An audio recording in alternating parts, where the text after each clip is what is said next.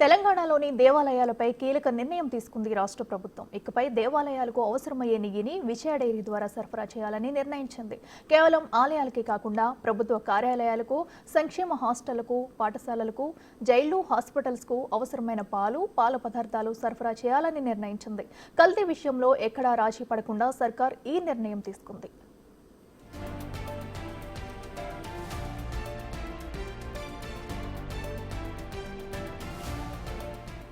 మరోవైపు పెండింగ్లో ఉన్న పాల బిల్లులను త్వరలో చెల్లించడానికి కృషి చేస్తున్నామన్నారు విజయ డైరీ నూతన చైర్మన్ గుత్తా అమిత్ రెడ్డి.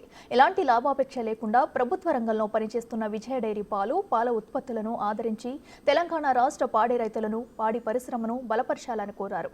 ఇక రాష్ట్రంలో ప్రతిరోజు సుమారు 4.20 లక్షల లీటర్ల పాలను సేకరిస్తున్నట్లు అమిత్ రెడ్డి తెలిపారు.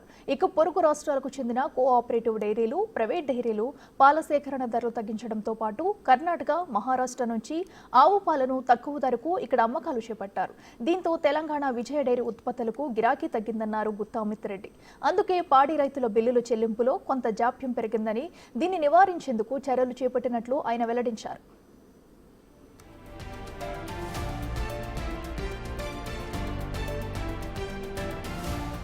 ప్రస్తుతం డైరీ వాణిజ్య కార్యకలాపాలను సమీక్షించిన ప్రభుత్వం మరిన్ని మార్కెటింగ్ అవకాశాలు కల్పించడంపై దృష్టి పెట్టింది.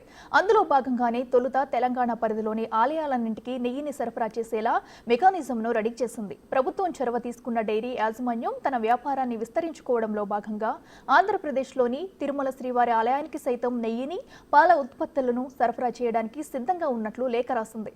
ఒకవేళ ప్రభుత్వం ఊహించినట్లు విజయ డైరీ మార్కెటింగ్ను పెంచుకుంటే తెలుగు రాష్ట్రాల్లో ఈ పేరు మారుమోగుతుందని అనడంలో సందేహం లేదు.